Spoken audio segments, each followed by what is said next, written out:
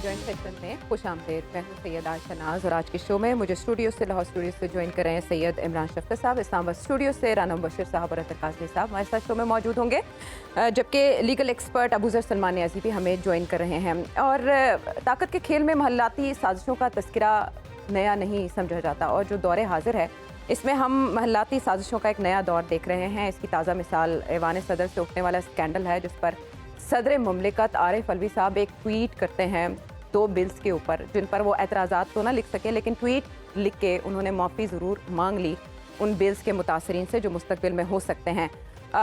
सदर साहब के उस ट्वीट तक बात महदूद नहीं रही और बात फैलती गई और जवाब में जिस सेक्रेटरी को उन्होंने बलि चढ़ाया वकार अहमद साहब, उनका भी जवाब आया और उसमें उन्होंने ना सिर्फ ये कि अपनी साइड के फैक्ट्स बयान किए, बल्कि उन्होंने कहा कि वो बाकायदा सबूत भी इस बारे में पेश कर सकते हैं अगर कोई एजेंसी या अदालत इस पर तहकीकात करती है।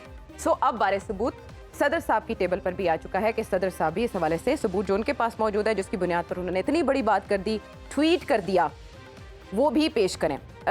माजी में हमने देखा कि साइफर का पता नहीं चलता था साबिक वज़ीर आज़म को कि कहाँ गया, इसी तरह अब पता नहीं चल रहा कि ये बिल्स कहाँ हैं, क्योंकि सेक्रेटरी वकार अहमद के मुताबिक तो ये बिल्स अभी भी ऐवान सदर में मौजूद हैं, जबकि अटॉर्नी जनरल ऑफ पाकिस्तान ये कह रहे हैं कि 2-3 दिन पहले ये बिल्स वापस आ चुके हैं। अब पता नहीं बिल्स हैं कहाँ, इस पर दोनों तरफ का मौक़िफ़, इसमें तज़ाद क्यों है, अपनी जगह पर यह अहम सवाल है।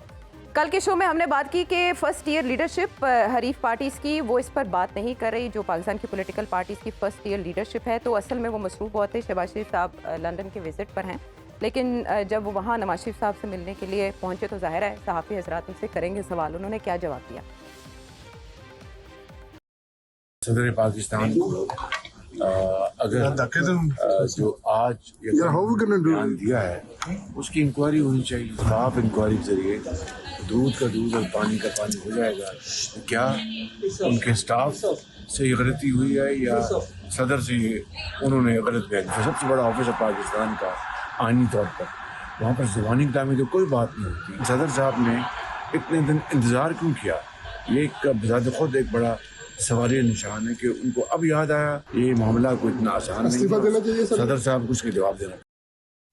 वो सारे एतराज़ात जो सदर साहब के एक्ट पर हुए वो शहबाज शरीफ साहब ने मीडिया के सामने रख दिए। हम इब्तिदा से इस बहस का आगाज़ कर लेते हैं कि राना साहब, सदर बामुकाबला उनका सेक्रेटरी, कोई एक सच्चा है और कोई एक झूठा, इसका तायुन किस प्लेटफॉर्म पर होगा और बारे सबूत अब किस पर है? देखिए जी, सदर मुमलिकत जो है वो एक सुप्रीम कमांडर हैं। उनको ज़रा जहन में रखें कि इतना बड़ा ओहदा है उनके पास, और अगर if somebody is not listening to him तो दैट मीन्स कि उनकी कमांड जो है वो लूज़ हो गई है। तो अगर कमांड लूज़ हो गई है प्रेसिडेंसी के अंदर, जहाँ पे इतने बड़े बड़े डिपार्टमेंट्स हैं, लीगल डिपार्टमेंट भी है और उसके साथ साथ हर किस्म का वहाँ पे डिपार्टमेंट मौजूद है, और वहाँ पे सौओं के हिसाब से, दर्जनों के हिसाब से वहाँ पे स्टाफ मौजूद है, और वहाँ पे अगर वो समझ रहे हैं सदर मुमलिकत कि उनके साथ कोई हाथ हो गया है, तो दैट मीन्स कि उनको उन सारी चीज़ों को उनके अंदर लुक इनटू करना पड़ेगा, प्रोब इन करना पड़ेगा। और क्या इस वक्त सदर मुमलिकत जो है उनके पास इतनी पावर्स हैं कि वो ये सब चीज़ें कर सकते हैं? जो ट्वीट नज़र आ रही है उसमें तो ऐसे लग रहा है कि सदर मुमलिकत जो है वो बेचारगी का इजहार कर रहे हैं। तो अगर वो एक सुप्रीम कमांडर और एक प्रेसिडेंट ऑफ पाकिस्तान बेचारगी का इजहार कर रहा है तो दैट मीन्स कि उनकी ग्रिप जो है वो लूज हो चुकी है। तो अगर उनकी ग्रिप लूज हो चुकी है और वो इससे आगे चल भी नहीं सक रहे, उसको प्रोबिन भी नहीं करवा सक रहे, तो उससे माइट एज वेल, बेहतर तो यही होगा, might as well like set aside, वो स्टेप अपने नीचे उतर जाए अपने ओहदे से, या रिजाइन कर दे अपने ओहदे से, या कहेंगे कि ठीक है कि जो कुछ भी हो रहा है मेरी कमांड को नहीं सुना गया, मेरी बात को नहीं सुना गया, या मिस रिप्रेजेंटेशन ऑफ फैक्ट्स किए गए प्रेसिडेंट के सामने जैसे कि वो कह रहे हैं। तो अगर ये सारी बातें अगर देख ली जाए तो दैट मीन्स कि उनकी ग्रिप खत्म हो चुकी है।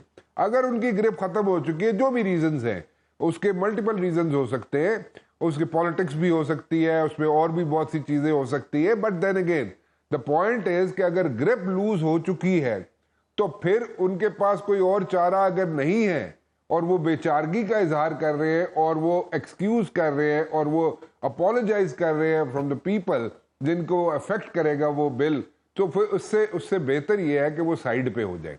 अगर नहीं साइड पे होते तो फिर हमें कोई ऐसा एग्जाम्पल दिखाएं, हमें कोई ऐसी कोई कुछ करके दिखाएं प्रेसिडेंट साहब कि जिससे पता चले कि हाँ प्रेसिडेंट साहब वाकई प्रेसिडेंट है और उनके पास अभी भी पावर्स है और वो अभी भी असर्ट करते हैं। अच्छा। नहीं अगर कर सकते तो फिर मेरे ख्याल में उनको he should like call it a day and he should like वो। अच्छा, वैसे ये आपको चंबे की बात राणा साहब नहीं लगती कि सेक्रेटरी साहब कह रहे हैं कि अगर तहकीकात हुई तो वो तहकीकात के लिए खुद को पेश करेंगे और उन्होंने सदर से कहा कि वो तहकीकात करवाएं। सदर साहब भी अपने ट्वीट में ये कह देते हैं कि हुकूमत तहकीकात कराए, निगरान हुकूमत तहकीकात कराए, सुप्रीम कोर्ट तहकीकात कराए। देखे वही मैं कह रहा हूँ ना जी, अगर वकार साहब जो है जो कह रहे हैं जनाब के तहकीकात करवाए तो करवाए ना फिर प्रेसिडेंट साहब, तो फिर प्रेसिडेंट साहब तहकीकात करवाए। क्या उनकी तहकीकात जो होंगी उस पर अमल दरामद हो सकता है? मैं वही बात कर रहा हूं कि अगर उनको लुक इनटू करना चाहिए, प्रोब इनटू करवाना चाहिए, और अगर वो नहीं करवा सक रहे ये सारी चीजें तो दैट मींस कि उनकी ग्रिप जो है वो और आप कह रहे हैं कि उन्हें दस्तबरदार हो जाना चाहिए सोहदे से, लेकिन उसके बाद उनके खिलाफ तहकीकात शुरू हो सकती है। जी अतर नहीं देखें, जरूर करें वो तहकीकात, जिसने भी करनी है उनके खिलाफ जरूर करें तहकीकात, लेकिन इस वक्त तो पॉइंट ये है ना कि वो एक जो ट्वीट को अगर आप मद्देनजर रखें तो उसमें वो ऐसे लग रहा है कि वो कह रहे हैं जनाब कि वो हैंड्स अप करके बैठ गए। हाँ, टूथलेस, हेल्पलेस करके अगर बैठ गए, वेरी राइट, हाँ ये इंप्रेशन आया। तो अगर if he is like toothless and ऐवान सदर में ये हो रहा है कि काम कोई और चला रहा है और एक फेस है सामने। अगर उन्होंने कमांड लूज कर चुके हैं, अगर वो कमांड लूज कर चुके, जो भी हुआ पॉलिटिक्स हुई, जो भी हुआ, जो कुछ मर्जी कह लें आप, ठीक है, लेकिन देन अगेन वो एक पॉलिटिशियन है, एक पॉलिटिकल पार्टी से आए थे, पॉलिटिकल पार्टी से हैं, लेकिन अगर वो फिर भी अपनी कमांड लूज कर चुके हैं तो उसका हल क्या है? प्रोबिन भी नहीं करवा सकते, इन्वेस्टिगेशन भी नहीं करवा सकते, अगर कुछ भी नहीं करवा सकते, बंदे हैं तो यही कह रहे हैं ना, बिल्कुल चार्जशीट इन अ वे, सारा ब्लेम जो है कुछ नहीं कर सकते। अतर को सुने, अतर जी क्या कह रहे हैं?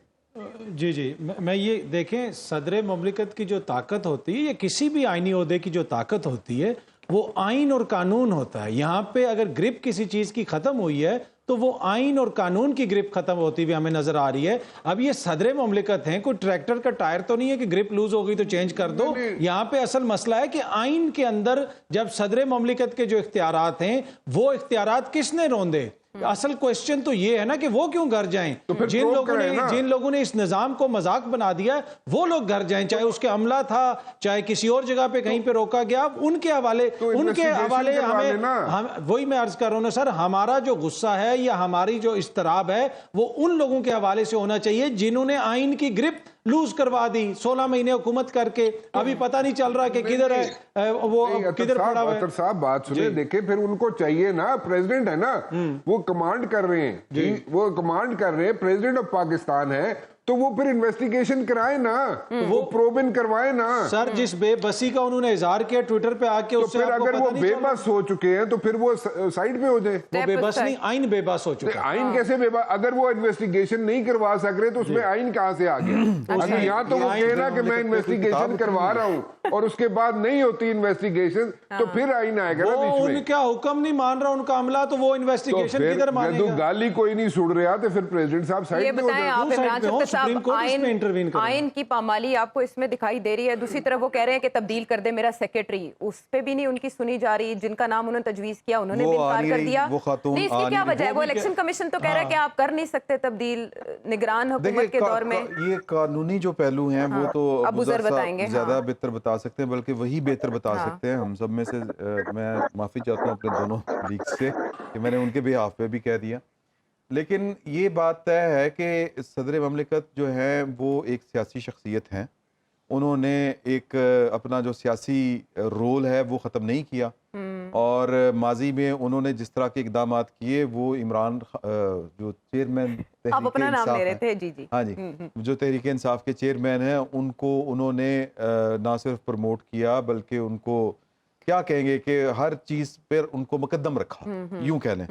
तो उनका सियासी एक करैक्टर है, तो लिहाजा अब ये कहें कि हम वो वाले सदर हैं जो बिल्कुल एक जो आइन और कानून के मुताबिक जिसको होना चाहिए वो तो वो नहीं है। तो आप जानिबदार कह रहे हैं उन्हें? मैं उनको जी मुकम्मल उनकी जानिबदार। उनकी जानिबदारी जो है वो तमाम अज़हर मिन अश-शम्स है आपके ख्याल में? शुबहात से बालातर बालातर है, अच्छा। है और उन्होंने साबित की। अच्छा मुझे ये बताएं, आपके पास वैसे भी इनसाइड न्यूज़ होती है, जो ट्वीट किया गया ये एतमाद में लेकर किया गया पाकिस्तान तहरीक इंसाफ की क़यादत को, या उनके दबाव पे नहीं, किया वो गया? क़यादत तो अब अबू ज़र साहब के जो कोलीग्स वगैरह हैं वही क़यादत के दरमियान कोई राब्ता रुब्ता कर सकते हैं। मुझे नहीं लगता कि वो इस लेवल के ऊपर किया होगा। हाँ। मुझे ये लगता है कि ये फनकारी जो है वो सदर साहब ने ये उनके अपने ज़हन की इख्तरा है कि बस यूं करके कोई शोर शराबा डाला जाए और कोई गर्द उड़ाई जाए। गुड बुक्स में नहीं, ऐसा नहीं है कि दोनों तरफ उन्होंने विन विन ही रखा? नहीं, हो नहीं सकता ना इस तरह। कैसे? देखें उस पे चुप भी रहे, एतराज भी कोई नहीं लिखा। अच्छा उस ट्वीट में वन लाइनर लिख देते कि मैं इन दोनों एक्ट से इस बिना पर मुत्तफिक नहीं हूँ, इसकी ये वजह हो सकती है, सिर्फ मुतासरीन से व्यक्ति से माफी मांगी। देखें ये मैं बार बार ये वाली बात मैं करता हूँ दोस्तों के साथ भी कि सदर ममलिकत जो है वो एक कानून और आइन के ताबे हैं। वो अकबर बादशाह नहीं है कि ज़िले सुबहानी ने कह दिया कि नहीं तो फिर नहीं, इस तरह नहीं होता। अगर उन्होंने जो कहना है वो लिख के कहना है। ये लिखी पड़ी बातें होती हैं और फरमान भी लिख के जारी होते हैं। वैसे तो अकबर बादशाह के दौर में भी फरमान लिख के जारी होता था। तो इस तरह नहीं हो सकता कि आप कह दें कि बैठे बिठाए कि जी कि वो फलाना मेरी गाली नहीं मान अच्छा रहा। चले आप सुने चले इसको ना ऐसे स्टडी करते हैं कि अब वकार अहमद साहब कह रहे हैं उनके पास हर तरह की शहादतें मौजूद हैं। इसका मतलब है कि ऐवान सदर का जो रिकॉर्ड होगा वो भी कहीं ना कहीं तो एग्जिस्ट करेगा ना, जुबानी कलामी तो नहीं होता ये कुछ सारा कुछ लिख पढ़ के होता है, black and white, black and white में होता है, ग्रे एरिया में तो भी ये नहीं होता। कौन सदर साहब को कहेगा कि आप भी पेश करें, सबूत लेकर आए? अच्छा अब ये अगेन सदर ममलिकत को मैं ये तो नहीं कहता कि उनको इंक्वायरी में शामिल किया जाए। उनके जो इल्जामात हैं उन पर इंक्वायरी हो सकती है।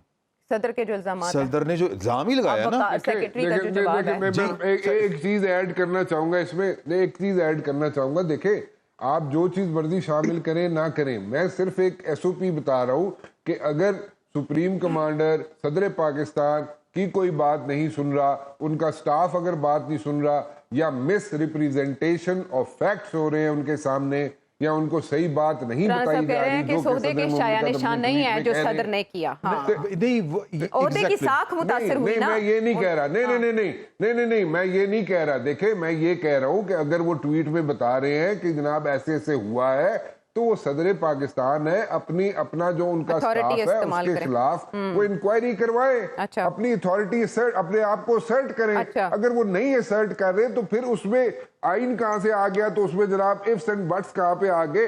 दैट मींस कि वो नहीं कर पा रहे। अच्छा, अगर वो नहीं कर पा रहे और कुछ नहीं कर सकते ना सदर साहब, अगर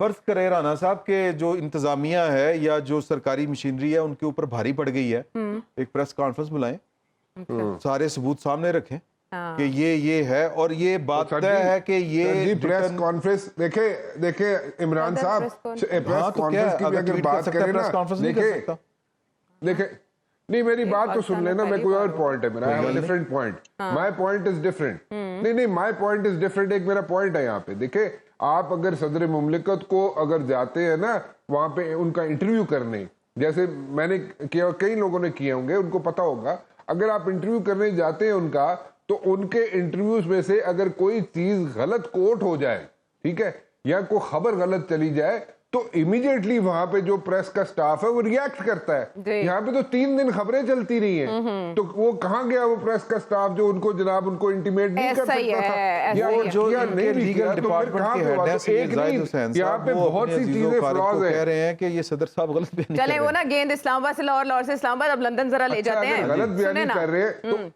राना साहब रास्ता विचों कढ़ना ना, अबूजर से हाँ इंक्वायरी इनिशिएट करवाएं। सदर साहब ये कहें कि इंक्वायरी इसकी की जानी चाहिए, और उसके लिए जो लीगल रास्ता बाबर अवान साहब ने तजवीज़ किया अबूजर, वो है आर्टिकल 186।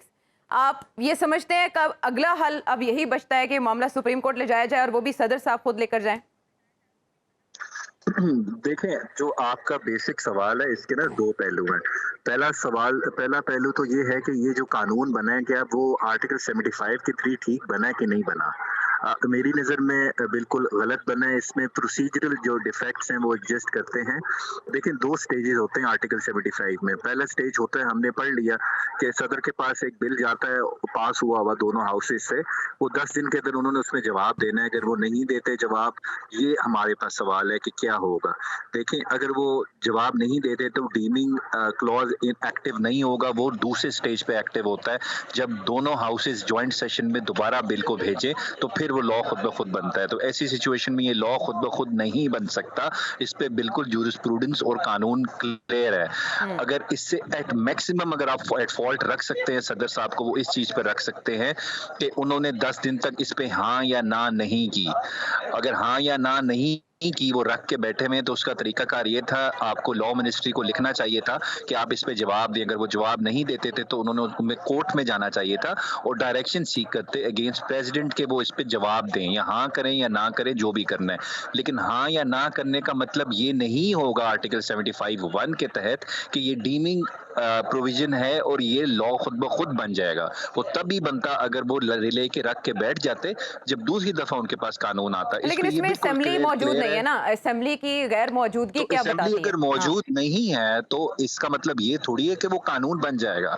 जो आइन में तरीकाकार लिखा हुआ है उसको आपने फॉलो करना है। अगर उसको फॉलो नहीं करेंगे तो एक बिल जो होगा वो एज अ बिल ही रहेगा, वो कभी भी कानून नहीं बन सकता। लेकिन विदाउट मैसेज उस पे एतराज लगाए बगैर उसको अपने पास रखना और एतराज भी ना लगाना। जी बिल्कुल बिल्कुल, मैं कह रहा हूँ अगर सदर साहब ने गलत भी किया है, अगर वो ये काम तब करते जब स्टेज 2 पे था तो वो लॉ खुद ब खुद बनता। इसमें वो एट फॉल्ट होंगे, लेकिन उसका जो कॉन्सिक्वेंस है वो ये नहीं है कि ये लॉ बन जाएगा बिल।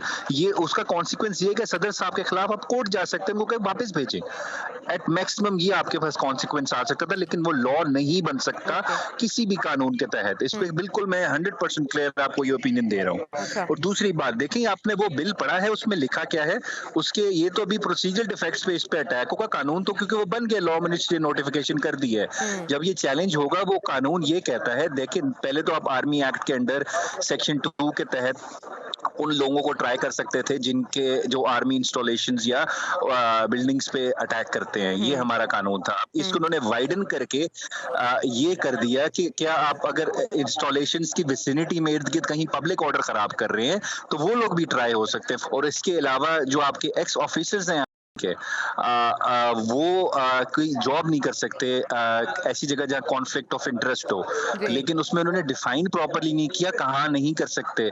इस तरह तो जो हमारी कंपनीज हैं, कॉर्पोरेट साइड का काम है, क्या एक सीमेंट का एम्प्लॉय फिर दूसरी सीमेंट कंपनी में काम कर सकता है? ये बड़ी कंफ्यूजन है इसमें। यहाँ पे बहुत सारे फंडामेंटल राइट्स के इश्यूज हैं, तो इस वजह से ये मेरिट्स पे भी इसमें प्रॉब्लम्स हैं और प्रोसीजरल पे भी प्रॉब्लम्स हैं। तो मेरे ख्याल से अगर ये सदर साहब ने बेशक उस पर अपना लीगल ड्यूटी परफॉर्म नहीं की, अगर ये कानून नहीं बना, तो मेरे ख्याल से ये सोसाइटी के लिए अच्छा है। इस तरह के ड्रैकोनियन कानून की हमारे मुल्क में, हमारे आइन में कोई गुंजाइश नहीं है। तो इस वजह से जहां तक सदर साहब का इशू है, देखिए 186 में जो आप कह रही हैं, तो सुप्रीम कोर्ट एडवाइस करे कि ये कानून ठीक बना क्या गलत बना, या सदर साहब ने जो हाँ ना नहीं दी, क्या उसकी वजह से ये कानून नहीं बना, वो तो इस पे बता सकती है। एक आईनी दरखास्त चली गई है, आपको तो इल्म में होगा। जी उसमें तो ये बताइए ना, जो इंक्वायरी होनी है वो तो एग्जीक्यूटिव ने करनी है, या तो सुप्रीम कोर्ट एक अलग से जुडिशियल कमीशन बताए इस सारे मसले को इंक्वायर करे। लेकिन ये हम बार बार मैं सुन रहा हूँ जी सुप्रीम कमांडर है, मैं बिल्कुल मानता हूँ आइन में लिखा है सुप्रीम कमांडर है, तो क्या वो इतने पावरफुल हैं कि वो इंक्वायरी कर सकते हैं? मुझसे मेरा आपसे ये सवाल है। इस मुल्क में हमारे होते हुए एग्जिस्टिंग प्राइम मिनिस्टर जो हैं उनको उठाने के लिए बाहर जब वो प्राइम मिनिस्टर थे प्रिजन वैन आ सकती है, उनका कोई ऑर्डर नहीं मान रहा हुआ, तो क्या जो पावरफुल है आपके आइन में, सदर तो एक नॉमिनल पोजीशन है, उसके पास कोई एग्जीक्यूटिव पावर थोड़ी होती है, वो तो क्वीन ऑफ इंग्लैंड की तरह टाइटुलर पोजीशन होती है, नॉमिनल सेरेमोनियल, उसके पास क्या पावर है? यहाँ प्राइम मिनिस्टर जो सबसे पावरफुल पोस्ट होती है अपने मुल्क के अंदर, वो कुछ नहीं कर सकता। उस प्रेसिडेंट से आप क्या एक्सपेक्ट करते हैं कि वो कोई इंक्वायरी कर लेगा? जी वो आपको समझ जाना चाहिए मुल्क में ऐसे औहदों की इन सवालों के जवाब सभी जानते हैं, लेकिन एक जवाब मेरा ख्याल है इमरान शफकत साहब भी देना चाहते हैं। नहीं देखें, हमारा तो ये बिल्कुल अबूजर साहब बिल्कुल ठीक कह रहे हैं कि इस तरह की मजबूरियां हो जाती हैं कि कोई बात नहीं मानता, प्राइम मिनिस्टर के होता है और बाहर गाड़ी खड़ी आके हो जाती है, तो हम तो यही कहते हैं कि इस ओहदे को चाटना है, इस तरह के बेइख्तियार ओहदों को छोड़ते क्यों नहीं? हाँ, चिमटे क्यों रहते लोगों को कुर्सी आगे से? आप राना साहब, बताते क्यों नहीं कि कौन नहीं आपको चलने देता? हाँ, जी अबू सर, जी मैं देखे, एक मिनट राना साहब, अबू सर ऐड करना चाहते हैं। देखिए ये सदर साहब के साथ जो हो रहा है ये एक किसी बड़े आईनी होते के कोई बात ना मान रहा हो, पहली दफा नहीं हो रहा है इस मुल्क में। यहाँ पे आपके सुप्रीम कोर्ट का ऑर्डर भी नहीं इम्प्लीमेंट होता अगर वो ऑर्डर पास करते हैं। हाई कोर्ट के ऑर्डर इम्प्लीमेंट नहीं हो सभी रहे। की साख लगी है दाव पर। हाँ, ये ऑर्डर सबको घर जाना चाहिए। सबको घर जाना चाहिए। एक मिनट है अतर, सबको घर जाना चाहिए। और ना वे आप कह रहे हैं सदर साहब से इसका आगाज होना चाहिए। ये कंट्रोवर्सी का एंड इस तरह से नहीं होगा मुनासिब कि सदर साहब इस्तीफा दें? नहीं, पर मसला ये है कि अगर ये आर्ग्यूमेंट है कि एक शख्स का जो आईनी इख्तियार है उसको पामाल किया गया तो वो शख्स घर चला जाए, फिर वो जो वजीर आजम है जो अपनी मर्जी की कोई तैनाती नहीं कर सकता उसको भी घर जाना चाहिए। फिर हर वो बंदा जो अपनी आइन और कानून के मुताबिक बिल्कुल जाना चाहिए। इतना बेइख्तियार चाटना उसको जाना चाहिए। लोगों को बताएं कि हम आपके मुंतखब नुमाइंदे हैं, हमें आपको मुलाजिम चलने नहीं देते। गलत है वैसे आयशा मेरी, जी अबू हाँ, तो उस घर सबको घर जाना चाहिए। ये बिल्कुल जाना चाहिए। कि सबको आइन और कानून पे अमल दरामद करना अबू सर आप बात चाहिए। करें। हमें ये बहस करनी चाहिए कि आइन और कानून पे अमल देखिए एक दरामद। ये गलत एनालॉजी ड्रॉ कर रहे हैं हम लोग कि जिसका ऑर्डर अगर नहीं माना जाता तो वो इस्तीफा दे दे। ठीक है राना साहब, ब्रेक से पहले आप इस पे क्या कहेंगे? नहीं देखे जी, आपने एक हमारे दोस्त है, भाई हैं हमारे, अबूजर साहब इस वक्त हेरिड के सामने लंदन में है और मेरे ख्याल में वहाँ पे बड़ा अच्छा माहौल होगा इस वक्त। लेकिन द पॉइंट इज, देखे इस वक्त वो जो बात कर रहे हैं ना कि प्रिजन वैन आ गई, प्रिजन वैन तो आ गई, लेकिन आप प्रिजन वैन के मकासद भी जरा सुन लेना। अगर आप 6 बजे एक वजीर आजम, शाम को 6 बजे एक वजीर आजम अपनी कैबिनेट के सामने, मतलब गिने चुने लोगों के सामने अगर कहे कि मैं फलां बंदे को डी नोटिफाई करने जा रहा हूं और उसमें से आधी से ज्यादा कैबिनेट भाग जाए ये बात सुन के, तो उसके बाद प्रिजन वैन नहीं आएगी तो क्या आएगा? नंबर 1। नंबर 2, अगर देखे सिर्फ बात इतनी सी हो रही है कि प्रेसिडेंट साहब जो है वो काबिले इज्जत है, काबिले एहतराम है, अगर उनकी बात नहीं सुनी जा रही तो ये एक सिचुएशन है, इस सिचुएशन को हैंडल वो ही कर सकते हैं। और वो अगर जो लोग उनका स्टाफ, अगर बकौल उनके, अगर उनका स्टाफ वो उनको बात नहीं मान रहा या उनके आगे फैक्ट्स दुरुस्त नहीं रख रहा तो उसको हैंडल भी वही करेंगे ना, को बाहर से समझ गए राना साहब। हाँ राना साहब, वो ये गुजारिश है। हाँ ये गुजारिश है और इसकी अहमियत को वो बेबसी मैं राना साहब की किसी बात सुने, एक मिनट इमरान, वो बेबसी नहीं है राना साहब, वो सियासत कर रहे हैं वहां पे बैठ के। जी अतर, एक मिनट, अगर मैं एक बात, मैं राना साहब की कोई भी बात मानने के लिए तैयार नहीं हूं, लिहाजा आप उठ के चले जाएं। This is interesting, the situation जो इस्लामाबाद में इस वक्त पैदा हुई है उसकी कंटिन्यूटी कहां तक जा सकती है? ब्रेक के बाद आते हैं वापस। Welcome back. चलें इस मौके को हल करते हैं और हल लेते हैं अतर से। अतर, सदर साहब की तो किसी भी हुक्म की तामील नहीं हो सकी, जो उनकी हिदायत थी उनके बरक्स ही हुआ काम, सेक्रेटरी तक नहीं वो चेंज करवा सके। तो राना साहब के जो इस पर एतराज़ात हैं उनके उहदे की साख पर, इसको रिस्टोर कैसे किया जा सकता है? क्योंकि सदर से जवाबदही तो उनके उहदे के मुताबिक मुमकिन नहीं है, उन्हें इस्तिस्ना है। सेनेट की कमेटी में उन्हें तलब किया जा सकता है जवाबदही के लिए? देखें, इस अगर किसी भी ओहदे की आपने उसकी जो भी डिग्निटी है जो या फिर जो भी आइनी उसका इख्तियार है उसको रिस्टोर करना है, उसका बेहतरीन तरीका है कि जो आइन और कानून के साथ मजाक हो रहा है उसको बंद किया जाए, आइन और कानून के मुताबिक चीज़ें चलाई जाएं। सदर का कोई पहला ओहदा नहीं है जो इस मुल्क में बेतकीर हो रहा है। बहुत सारी चीज़ों को हमने देखा और असल बहस देखिए, जो असल बहस है कि वो जो 2 बिल्स हैं वो उनके अंदर क्या है, उनके ऊपर कितनी मुशावरत हुई, उनके ऊपर कितनी बहस हुई, उसमें से अवामी जो मसाइल हैं वो किस हद तक उसकी वजह से कम होंगे या किस हद तक उसकी वजह से ज़्यादा होंगे। यहाँ पे इशू जो है वो अशराफिया के बीच में फंस के रह जाता है। यहाँ पे मेन इशू ये भी है कि जो 2 कानून बने हैं उससे आम पाकिस्तान का शहरी कितना मुतासिर होगा। छोड़ दें जी सदर साहब को, ठीक है आप उनको भेज दें, लेकिन जो आम पाकिस्तानी है जिनको आइन और कॉन्स्टिट्यूशन कहता है कि वो सबसे इंपॉर्टेंट हैं, वो इलेक्ट करेंगे तो पार्लियामेंट बनेगी, उनके इख्तियारात जो हैं वो किस हद तक कम हो रहे हैं या उनके हकूक किस हद तक कम हो रहे हैं। और दूसरी बात, आज ही हमने सुप्रीम कोर्ट से देखा कि मरियम नवाज साहिबा को बहुत बड़ा रिलीफ मिल गया। वो शुगर मिल केस में जो जमानत मनसूखी की दरखास्त की हुई थी नैब ने जाके सुप्रीम कोर्ट में कहा कि वो हम दरखास्त वापस ले रहे हैं क्योंकि नैब को अनीन में तब्दीली कर दी गई है, लिहाजा अब ये मुकदमा आगे चल ही नहीं सकता। फिर हमें यहाँ पे बार बार बताया गया कि जो नैब कानून में तब्दीली की गई है वो एनआरओ नहीं है। ये एनआरओ नहीं है तो और क्या है? पहले भी मोजिस लेकिन शख्सियात उस पर अगर सुप्रीम कोर्ट नैब तरमीम पर पहले फैसला कर देती ना तो शायद नैब के लिए ये काम इतना आसान ना होता। उसमें भी नैब ने जो ट्विस्ट किया, ये चीजें जो जहां पर आके कंफ्यूजन का शिकार हुई, उन्होंने कहा आप दरखास्त ये खारिज करने के बजाय इसे निपटाना कह दें। और फिर चीफ जस्टिस ने कहा कि ऑर्डर आपको इंटरेस्टिंग लगेगा ताकि दोबारा जी निपटाना कह दें ताकि दोबारा खुल ना सके ना। अच्छा। और प्रॉब्लम यह है कि जिन्होंने कानून बनाया क्या वो जिम्मेदार हैं या जिन्होंने फैसला नहीं दिया मुकर्ररा वक्त में वो जिम्मेदार हैं? आखिर में तो अब एक जज साहब का इख्तिलाफी नोट भी आ गया, तो फैसला तो वो आ जाना था, पर एक और भी उसमें जो है ना दूसरे लीगल मसाइल भी हैं। पर इशू तो ये है ना कि जिन्होंने कानून बनाया और अपने आप को रिलीफ दिया, अपने मुकदमात में खुद को रिलीफ दिया, क्या ऐसी कोई पार्लियामेंट आपने देखी है दुनिया में? अच्छा, ये केपीके की पार्लियामेंट देखी अच्छा, है। लेकिन इमरान शफी साहब जिस उन्होंने तरह से वो फारिग कर दिया था ना अपना एहतसाब का सारा अच्छा सिलसिला। सुने मेरी बात। अब ये जैसे जो अतर का नुक्ता ना वो बड़ा वैलिड है कि बक स्टॉप जो से जैसे राना साहब कहते हैं ना, now buck stops with Supreme Court, और सुप्रीम कोर्ट में चली गई एक आईनी दरखास्त। यही दो मामलात बहुत अहम हैं। उन जमातों ने बहुत तेजी के साथ इन बिल्स पर पेशरफ्त की और सेनेट में बाकायदा मुखालिफत भी हुई, और बाद में फिर उन्होंने सदर ममलिकत की भी मुखालिफत की कि उन्होंने इसको क्यों रोके रखा। शेख रशीद साहब कह रहे हैं आने वाले दिनों में चीफ जस्टिस बहुत अहम फैसले करने जा रहे हैं 3-4 मामलात के ऊपर। हाँ जी, उनके पास ये देखें सदर साहब और जो चीफ जस्टिस ऑफ पाकिस्तान है वो अपने आखिरी दिनों में है, और जो सदर साहब ने किया है ये वो नहीं कलीमुल्लाह से सलीमुल्लाह, सलीमुल्लाह से कलीमुल्लाह, ये वो वाली गेम हो रही है। अपना हक तो उन्होंने अदा कर दिया ना, जो तो उनका वो जितना मैं बनता आपको था। सिर्फ इतनी सी गुजारिश करना चाहता हूँ कि ये एक मुझे ना नून लीग के एक बंदे ने बात बताई कि ये एस्टेब्लिशमेंट के खिलाफ फैसला कोई नहीं देंगे, ऐसा कोई आर्मी फैसला नहीं एक्ट पे तो देंगे। पहले ही उधर केस आपको पता है ना, सुप्रीम कोर्ट में तो पहले ही उस पे बहुत बात हो चुकी है, और वो तो मामला तो अभी तक नहीं वो बस लटका हुआ है ना।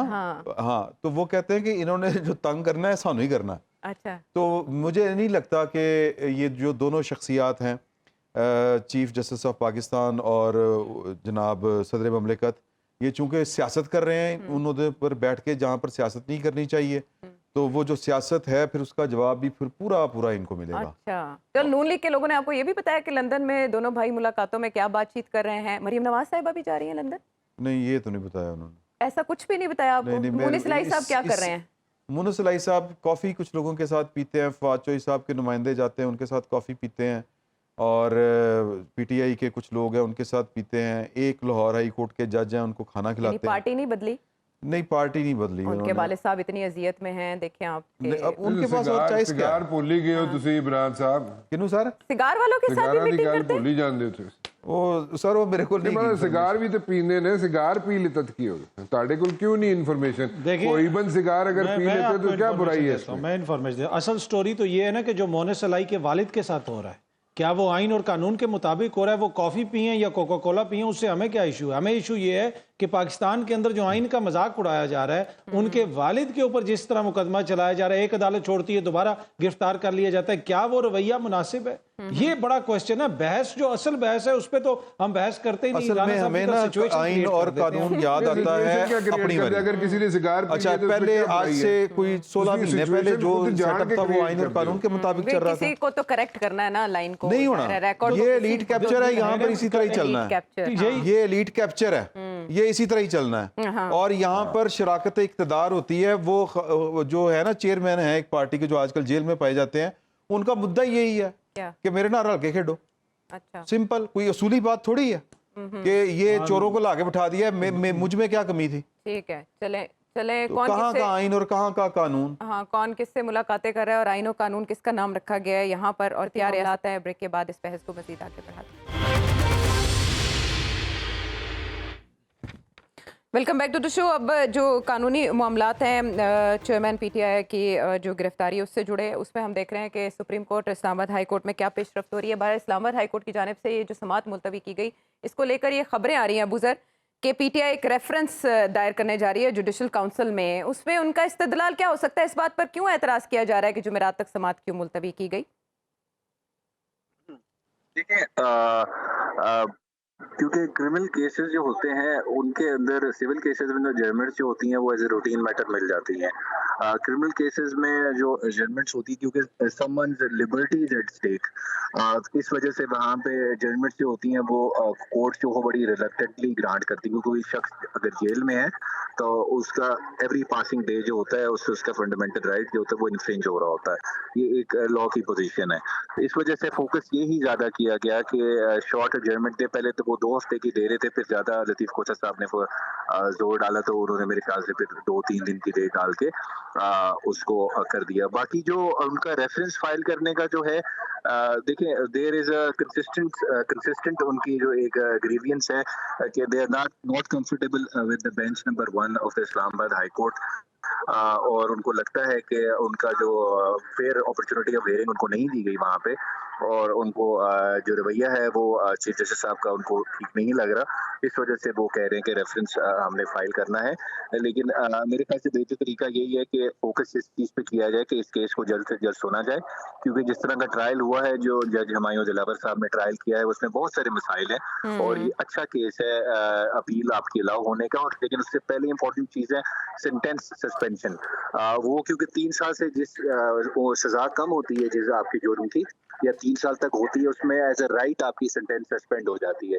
ये बड़ा अच्छा केस है, इस वजह से उनका फोकस है कि जितने जल्दी सेंटेंस की सस्पेंशन की दरख्वास्त डिसाइड हो उतना अच्छा है। तो मेरे ख्याल से अगर परसों उस पे इलेक्शन कमीशन की, क्योंकि लॉयर ने कहा मुझे टाइम चाहिए, तैयारी करनी है, नीचे सारा केस उन्होंने खुद ही किया है, तो मेरे ख्याल से इलेक्शन कमीशन भी डिले करने के रीजंस ढूंढ रही है, जिस तरह हमने कहा इस डेट अगर रिलीफ मिलता भी है अबूजर तो साइफर केस में भी वो अरेस्टेड है, मतलब गिरफ्तार तो वो फिर भी रहेंगे ना? नहीं, वो तो फिर बेल की बात आ जाएगी ना जी। जो केस चल रहा है, ये केस तो वो है जिसमें कन्विक्शन हो चुकी है, तो इस वजह से ये जरा थोड़ा सीरियस केस है इस नज़र में कि क्योंकि इसमें कन्विक्शन एग्जिस्ट करती है, ऑलरेडी रिकॉर्ड पे है। लेकिन वो तो बेल स्टेज है, बेल तो आप कभी भी अप्लाई कर सकते हैं, ग्राउंड्स आपके आ जाते हैं, कोई फ्रेश ग्राउंड्स भी आ जाते हैं, तो वो तो चल सकता है। तो इस वजह से मेरे ख्याल से अभी तो बिहाइंड द बार्स हैं, लेकिन देयर इज ऑलवेज चांस कि आपको रिलीफ मिल सकता है अगर आपको लगे। और जिस तरह के केसेस बन रहे हैं इस पे मैं काफी आपको के साथ डिबेट भी कर चुका हूँ, डिस्कशन भी कर चुका हूँ।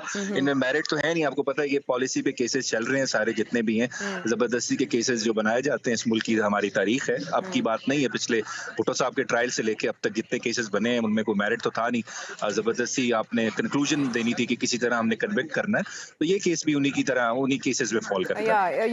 वो कहते हैं ना कि वो 190 मिलियन वाला जो अबूजर साहब ने बात की है ना, मैं हैरान हूँ कि अबूजर साहब उसको किस तरह इग्नोर कर गए। किसको 190 मिलियन वाला। अच्छा 190 मिलियन पाउंड स्कैंडल जो है, वो भी अगर अबूजर साहब को लग रहा है कि उसमें कोई वो मैटर नहीं है या नहीं है, अच्छा ठीक है, ये दोबारा पढ़ना पड़ेगा। मैं आपको उस पे अगर प्रोग्राम पूरा करना है तो मैं इमरान भाई उस पे पूरा प्रोग्राम भी कर सकता हूँ। जो नैब का केस है उसमें 190 मिलियन वाला जो इशू है उसमें इस चीज पे चेयरमैन पीटीआई को जरूर बेनिफिट मिलता है कि उस केस में वो बेनिफिशियरी नहीं है। यूनिवर्सिटी के मामले को लेकर ना उसमें एक नुक्ता है ट्रस्टी का और बेनिफिशियरी का, बड़ा इंपॉर्टेंट है। तब तक आप पे केस लेकिन चलिए उस पे एक प्रोग्राम कर ही लेंगे, कर लेंगे आपकी फायदा ना हुआ हो, बिल्कुल ऐसा ही है। कैबिनेट के प्रोग्राम खत्म करने से पहले, प्रोग्राम खत्म करने से पहले राना साहब जरा वो सिचुएशन बता दें जिसमें जो निगरान वज़ीर कानून है वो चीफ जस्टिस से मुलाकात करते हैं। मुलाकात भी 1 घंटे तक जारी रहती है। इससे पहले चीफ इलेक्शन कमिश्नर मिलते हैं और फौरन ही वो बता देते हैं कि 90 दिन में इलेक्शंस नहीं हो सकते और हल्का बंदियों का काम शुरू कर दिया जाएगा। सो ये मुलाकात आपके ख्याल में किस सिलसिले में हुई होगी? क्लैरिटी चाहिए। देखें, जो चीफ इलेक्शन कमिश्नर साहब ने जो मुलाकात की थी चीफ जस्टिस साहब से, वो मैंने पहले भी कहा था कि वो बहुत अरसा पहले हो जानी थी, लेकिन वो एक दूसरे को बक पास कर रहे थे कि तुसी पहले बुलाओ या मैं पहले बुलावा, इस तरह चलता रहा सिलसिला, और जिसकी वजह से क्लैरिटी नहीं थी। मैं बार बार कह चुका हूँ supreme court is not a investigating authority, उसके पास कोई इन्वेस्टिगेशन का तरीका कार नहीं है, वो खुद नहीं कर सकती। लेकिन जो क्लैरिटी जाके चीफ इलेक्शन कमिश्नर दे के आए हैं राजा सिकंदर सुल्तान, उनको उसको डबल चेक करने के लिए, काउंटर चेक करने के लिए कि उसकी कानूनी हैसियत क्या है, इसलिए उन्होंने वहां पे उनको बुलाया।